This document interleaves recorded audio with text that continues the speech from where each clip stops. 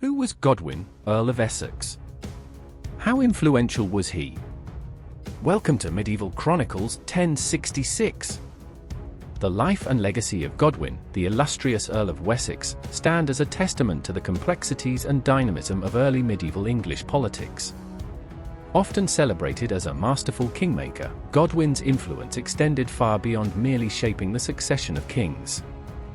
He played a pivotal role during a time of significant transition in England, a period marked by Viking invasions, shifting power dynamics, and cultural integration. Godwin's ascent from relative obscurity to the pinnacle of power was characterized by strategic acumen, political maneuvering, and an uncanny ability to adapt to the changing landscape of the time. Let us explore the life of Godwin, his rise to power, his service under various monarchs, and the enduring impact of his family on the course of English history. Ancestry and early life. Godwin's birth, estimated between 993 and 1001, occurred during a tumultuous period in English history. This was a time when the kingdom faced constant threats from Viking raids, and internal strife weakened the central authority. Godwin's father, Wulfnorth Sild, was a South Saxon thegn, a rank indicative of significant local power and influence. Thegns were crucial to the structure of Anglo-Saxon society, serving as regional leaders responsible for local governance, military duties, and justice. However, Wulfnorth's career was marked by controversy, culminating in his outlawry. In 1008, under King Ethelred the Unready, a significant fleet was assembled to counter the Viking threat. Wulfnorth, accused by Britric, brother of Edric Striona, of undisclosed crimes, responded by seizing 20 ships and engaging in a series of raids along the southern coast. This act of rebellion severely damaged England's naval defences and led to the Great Shipwreck, where a storm destroyed a significant portion of the fleet sent to capture him. As a result, Wulfnorth was declared an outlaw, his lands confiscated, and his family left in disgrace. By 1014, Wulfnorth had died, leaving young Godwin to navigate the treacherous political waters of a kingdom in turmoil. Despite the ignominy of his father's actions, Godwin's lineage was not without distinction. Some historians trace his ancestry back to Egbert I of Wessex, the elder brother of Alfred the Great, linking him to the royal house of Cerdic. This connection, albeit distant, provided Godwin with a prestigious, albeit subtle, claim to noble status. The early 11th century was a period of fragmentation in England, with regional leaders like Godwin's father challenging the central authority, a situation exacerbated by frequent Viking incursions. Godwin's early life unfolded against the backdrop of the Viking Age's latter stages, a time when the Scandinavian threat to England was both persistent and formidable. The arrival of Sweyn Forkbeard in 1013 and his subsequent brief reign highlighted the volatility of the period.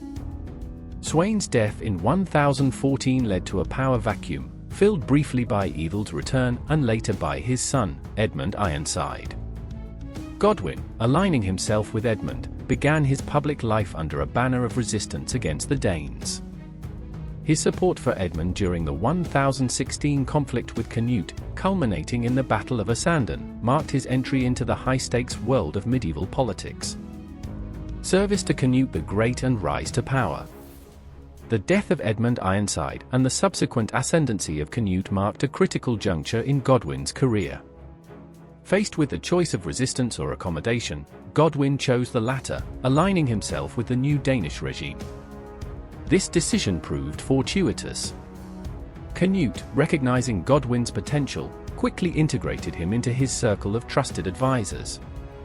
By 1020, Godwin had been appointed Earl of Wessex, one of the most powerful and wealthy regions in England, giving him significant territorial control and political clout.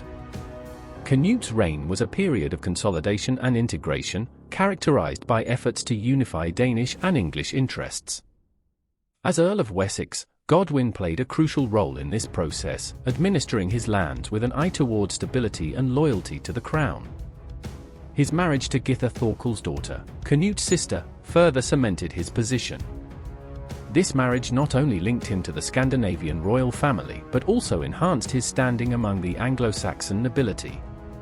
Githa's lineage included prominent Scandinavian figures, such as Harold Bluetooth and Styrbjorn the Strong, underscoring the integration of the Anglo-Saxon and Scandinavian elites under Canute's rule.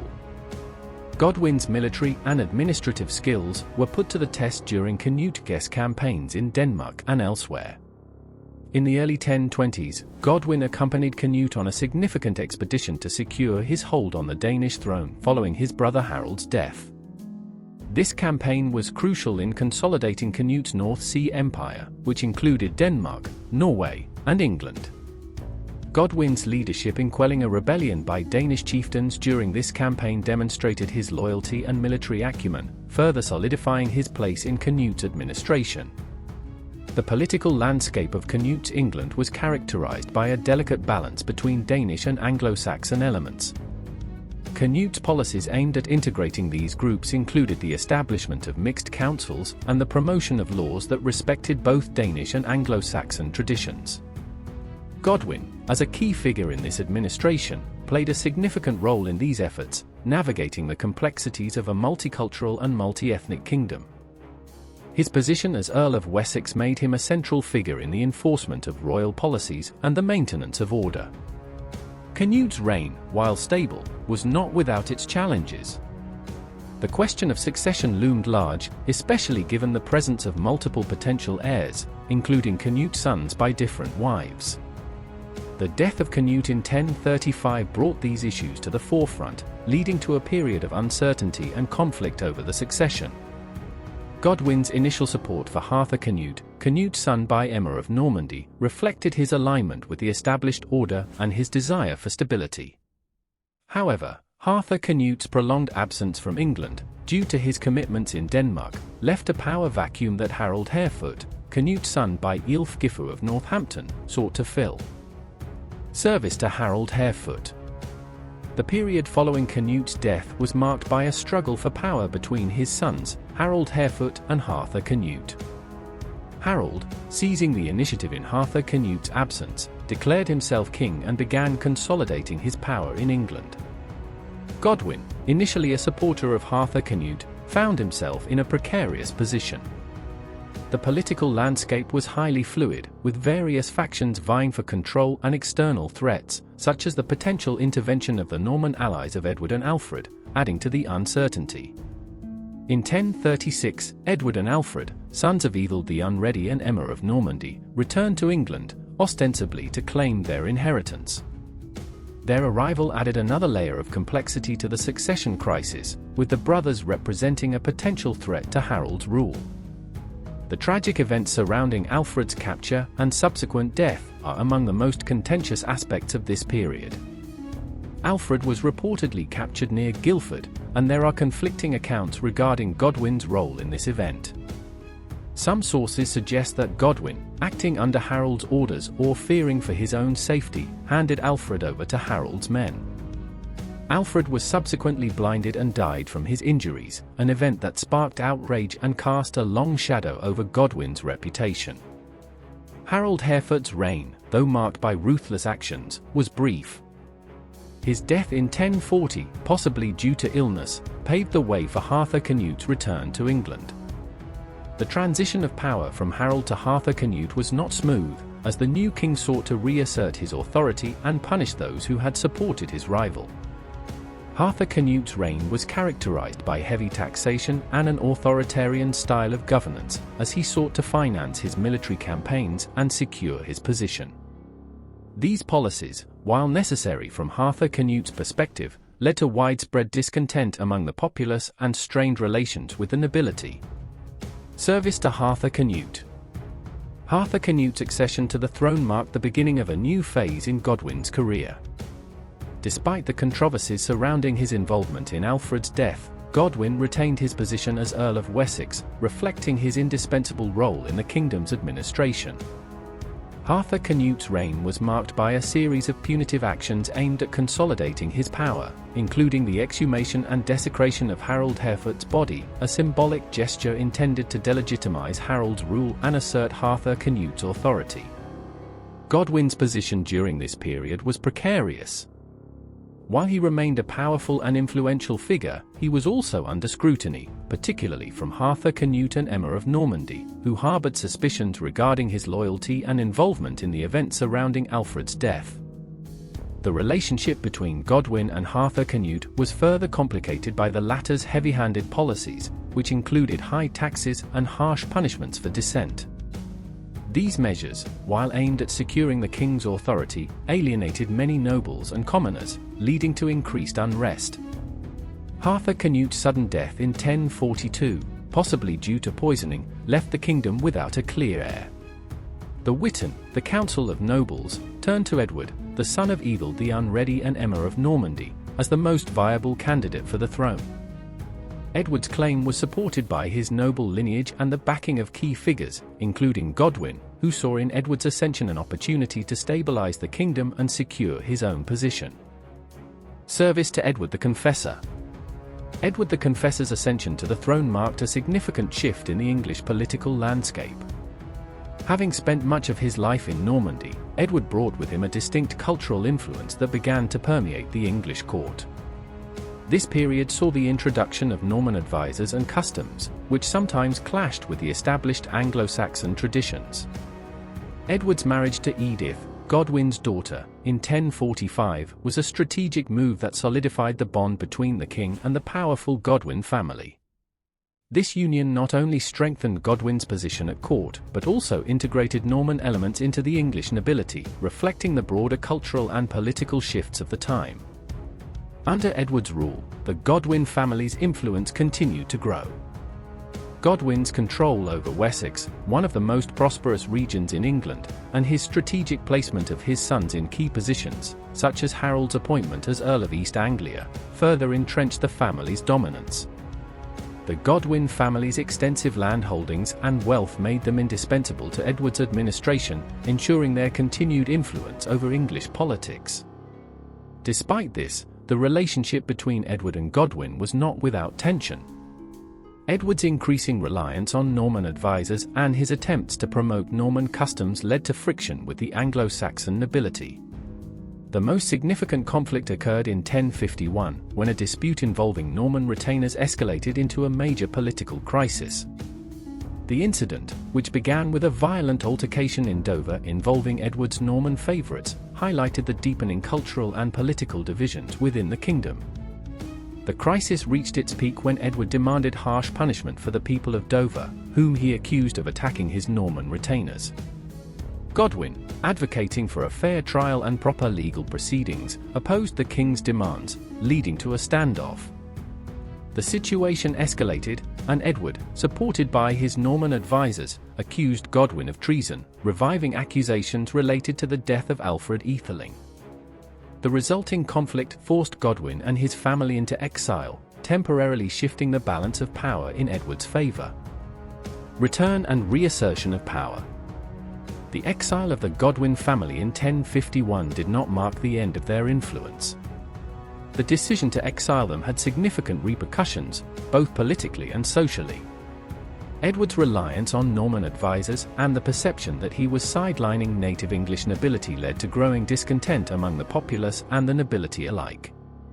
In 1052, Godwin and his sons returned to England, landing on the Isle of Wight and quickly gathering support from across the south. Godwin's return was marked by widespread popular support, reflecting the deep loyalty and respect he commanded among the English people. The discontent with Edward's Norman advisors had reached a boiling point, and many nobles and commoners saw Godwin's return as an opportunity to restore balance and assert native English interests.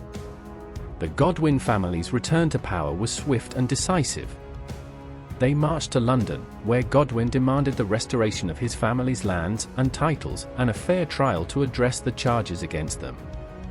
The Witan, recognizing the potential for civil unrest and the strength of the Godwin family support, acquiesced to these demands. Edward was compelled to restore the Godwins to their former positions, and the Norman advisors who had played a key role in their exile were expelled from the court. This episode not only marked the restoration of the Godwin family's power, but also highlighted the limitations of Edward's authority and the deep divisions within the English nobility. The return of the Godwin family also underscored the growing divide between the native Anglo-Saxon aristocracy and the Norman elements introduced by Edward. This cultural and political clash set the stage for future conflicts, as the Godwin family, now firmly re-established, sought to protect and expand their influence, while Edward continued to pursue policies favoring his Norman allies. Death and legacy. Godwin's sudden death in 1053, while dining with King Edward, brought an end to a remarkable career. His death, possibly from a stroke, occurred at a time when he was at the height of his power, having successfully navigated the complex political landscape of England for over 3 decades.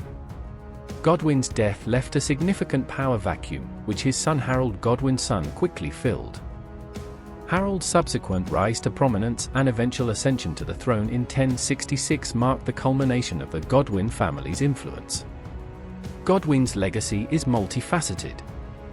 He was a master politician and strategist, adept at building alliances and navigating the turbulent politics of his time.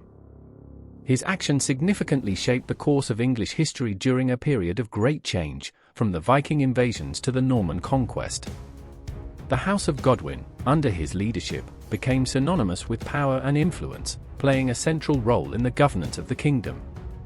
Despite his achievements, Godwin's career was also marked by controversy. The events surrounding the death of Prince Alfred and the accusations of treachery have left a lasting stain on his reputation. Historians continue to debate the motivations behind his actions and the true extent of his involvement in these events. Nevertheless, his ability to maintain power across multiple reigns and navigate the complexities of medieval politics is a testament to his political acumen and strategic thinking. The Godwin family's influence did not end with Godwin's death. Harold Godwinson's brief reign as king, culminating in his death at the Battle of Hastings in 1066, brought an end to Anglo-Saxon rule in England and ushered in the Norman conquest.